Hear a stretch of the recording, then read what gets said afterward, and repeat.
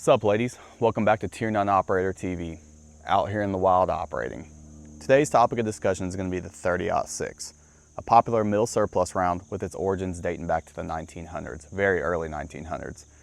This caliber was featured in World War I, World War II, the Korean War, and even made its way into the early stages of the Vietnam conflict before being replaced by the 7.62 by 51, or as we commonly refer to it, the 308. Now if you grew up hunting with your grandpappy for deer, you're likely really familiar with the 30-06. If not, it's plausible that you've heard about it the last few weeks in the news or other media outlet sources. Today's purpose of the video is we're going to take a look at what can the 30-06 do ballistically to our soft tissue analog here, Fred. We're going to take a shot at Fred from roughly 200 yards, see what it does, soft tissue replication, and just kind of review our findings in a very common sense, informal way. Now before the comment section starts popping off, this shirt's a 2XL, it is not a medium, and that's all I'm going to say about it. Alright, so now we're going to go ahead and try to get Grandpappy's rifle with this 30-06 zeroed and kind of see where we're at to get ready for this test shot.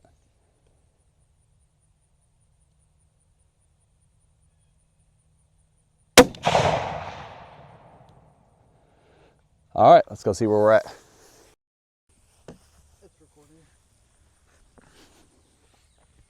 Alright, so our first shot was moving at a foot per second rate of 2840.2.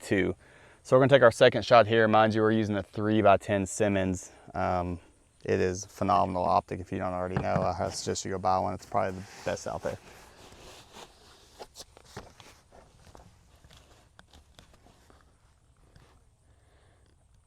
Alright, here we go. Shot number 2, trying to get 0 to 100.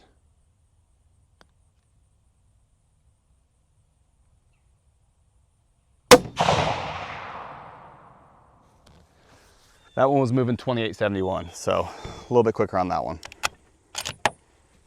Let's go see where we hit.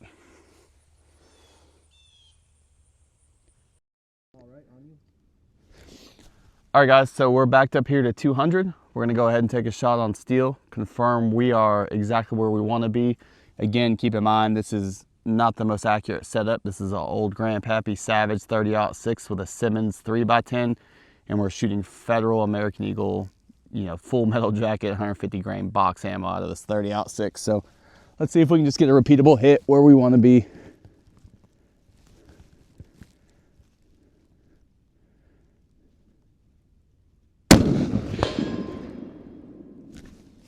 All right, pretty repeatable. I think we're pretty close to our last impact, so I think it's time to get Fred out there and check the results.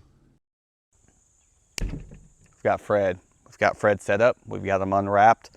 Seems to be a pretty stable soft tissue analog for the most part. If you take a look up there, we're gonna be taking a shot from an elevated position. It's right at 200 yards. Hopefully we don't miss Fred and we can check the results after.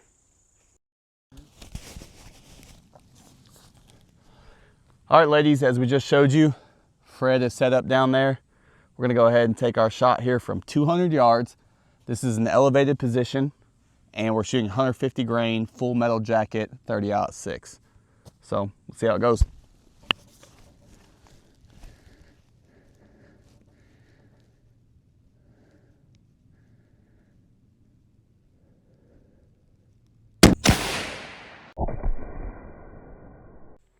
All right guys, so let's kind of go over the results and do like a brief overview of the video today. So we grabbed Grandpappy's Savage 1970s 30-06 with a Simmons 3x10. We grabbed some 150 grain Federal American Eagle 30-06.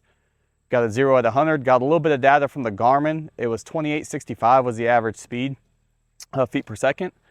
We got a good 0 at 100. We shot a quick group there on the steel target, which appeared to be roughly 5 MOA, which is about consistent with what you'd expect out of a 1970 Savage shooting 150 grain full metal jacket.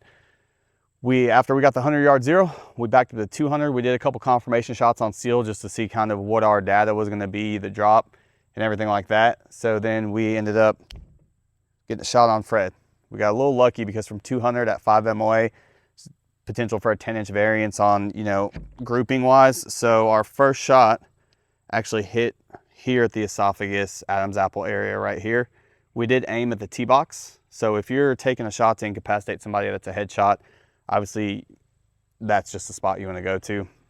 That's the standard that's taught in any DMR sniper course.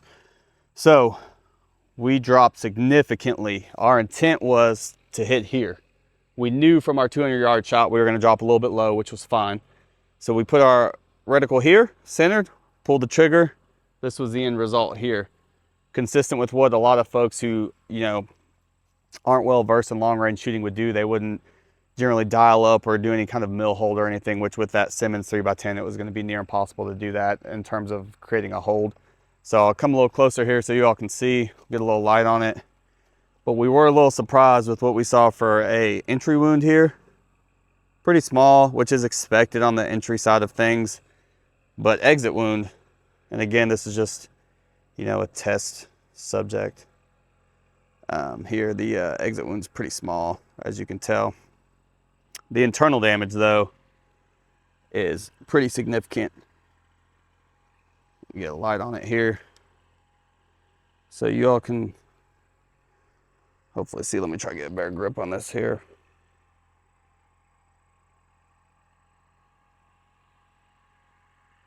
So the outcome of our kind of test or science experiment, if that's what you want to call it, it's